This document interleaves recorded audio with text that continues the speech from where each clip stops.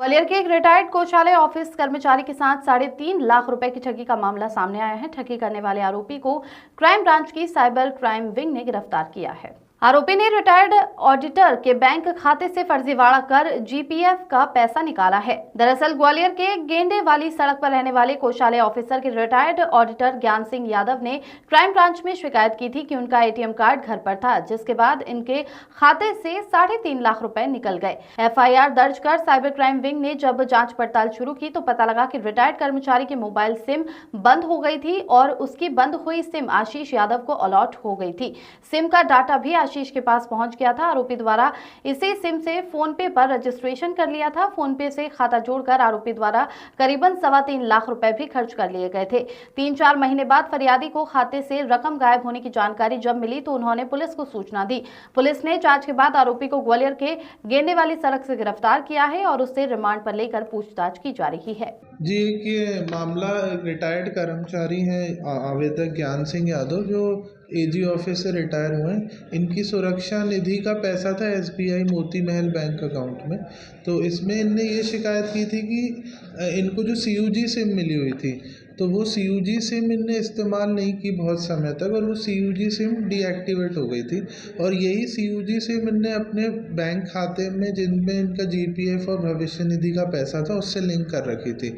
तो जब क्योंकि ये इनने 2-3 महीने तक इसका प्रयोग नहीं किया सिम का, तो ये सिम किसी और कर्मचारी को, बीएसएनएल के कर्मचारी को अलॉट हो गई, जो बीएसएनएल में संविदा पे नियुक्त है।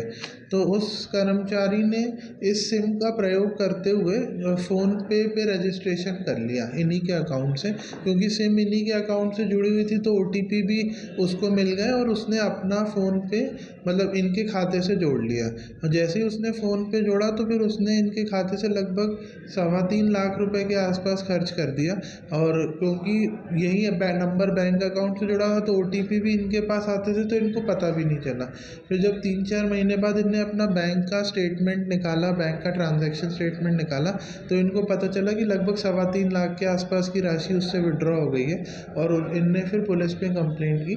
फिर पुलिस ने आवेदन की संज्ञान में लेते हुए जांच की, तो पुलिस ने जब पता किया कि कौन इसको यूज़ कर रहा था, तो फिर उस कर्मचारी का नाम सामने आया।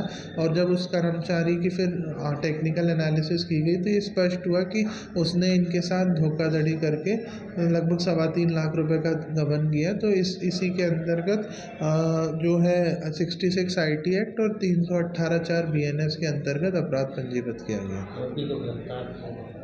आरोपी अभी पुलिस की रिमांड में ही है और उससे सब फ़ोन और सिम वगैरह जब्त किया गया और उसको जल्दी जेआर पे भेजा जाएगा। पूछताछ में पता चला है कि पूर्व में भी किसी और के साथ तो इस तरह की धोखाधड़ी हुई थी।